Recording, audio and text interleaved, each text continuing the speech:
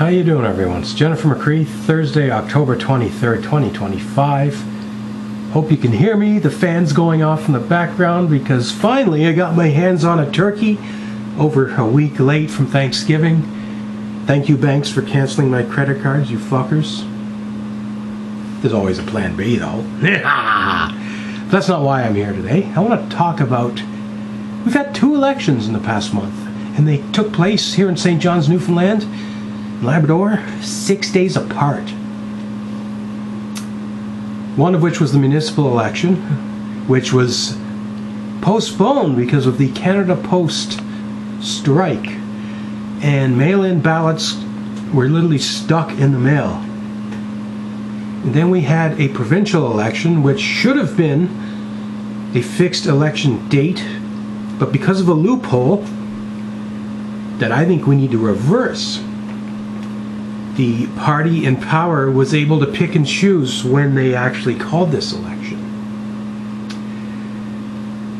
So first observation is this is going to be a series of videos, election reflections, because there's just too many things to talk about. And I know people's attention span is short, so I'm going to try to make these videos short. Can we talk about the pros and cons of having 2 elections at the same time?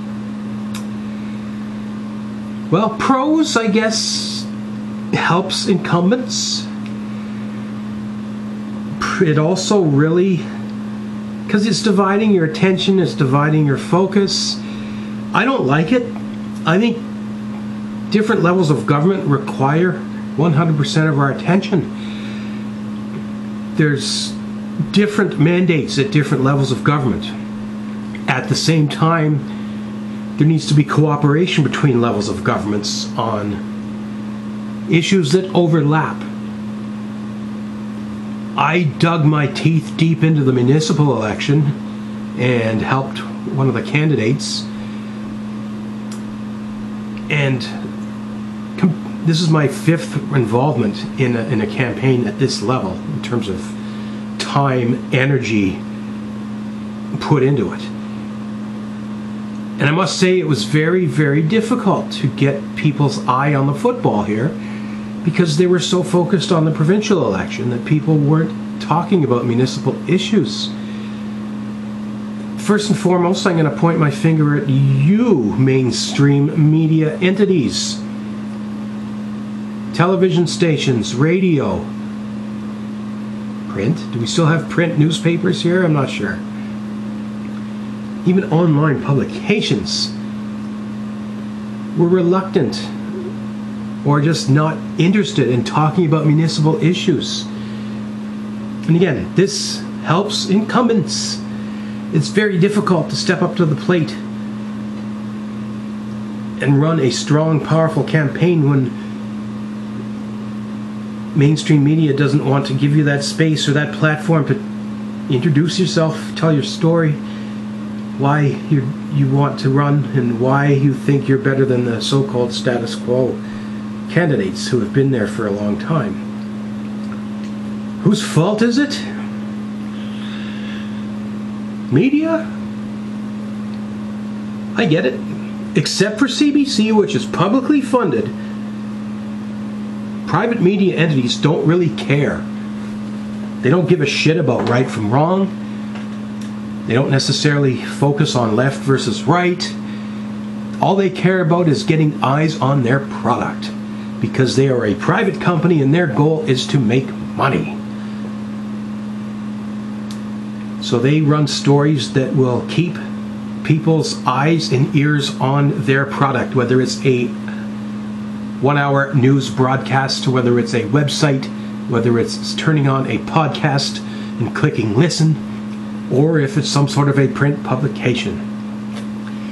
I guess municipal politics isn't a big draw. Who the heck's going to actually tune in to watch the 6 o'clock news knowing it's going to be municipal politics? Maybe nobody. But also, I think people turn into the news because there's an expectation that they will be educated and informed. Especially you, CBC. Now, I did hear some interviews on the radio at 8 o'clock in the morning with a variety of municipal candidates, which is better than nothing. And that's a wake-up call to all you candidates out there for future elections, especially you younger ones who focus on social media. The radio still matters. People still listen to the radio. People get their information from the radio. People wake up. They set their alarms to the radio. When they're on their way to work, whether it's in a car, a bus, or a subway, people are going to listen to the radio. Especially because you can't buy newspapers anymore. Television, 6 o'clock news. It's been interesting. I watched, or PVR'd and watched, NTV and CBC-NL news, 6 o'clock news, almost every day for the 2 months of the election campaigns. There was barely a mention out of the St. John's municipal election. They actually spent more time talking to the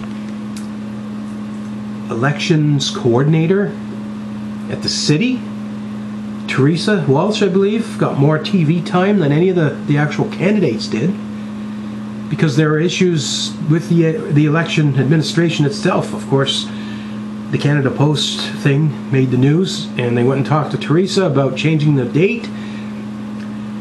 But the day that candidates were finalized, NTV News did about a 6-minute story, and they talked about Gander, Conception Bay South, and Mount Pearl. Not a mention of St. John's. Really? The capital city? Where you have almost a half of this province's population, which probably means half of your viewership. What percentage of NTV News viewers live in St. John's? I'm willing to bet at least half. And you couldn't give us a blurb on who's running for mayor, who's running for deputy mayor, much less go out and interview these candidates? Really, really, really angry, disappointed. So yeah, what do you people think? Do you want mainstream media to pay more attention to these things? Or are you happy to just go digging on your own? Sit at home and wait to see whether or not a candidate knocks on your door or drops off a flyer? Are you going to take a drive or a walk around town and see how many lawn signs are pounded into the roadway? It's funny, lawn signs is a whole other issue. Everywhere else I lived, it was not appropriate to put lawn signs on public property. If you wanted to prove that you had support, you needed a private person to say, yes, you may put a sign on my lawn.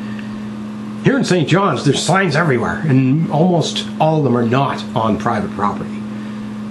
That's really bizarre. Anyone can put signs on a friggin' side of the road or in a park. The other thing, signs. Most of them were in violation of the city's own sign rules. But where's the enforcement? I didn't see the city taking all these signs down. Any candidates out there? Did you get fined for putting a sign in the wrong place? We're definitely getting off topic here, so we're going to stop. But thanks for watching, and I'll have more to say on this in the very near future.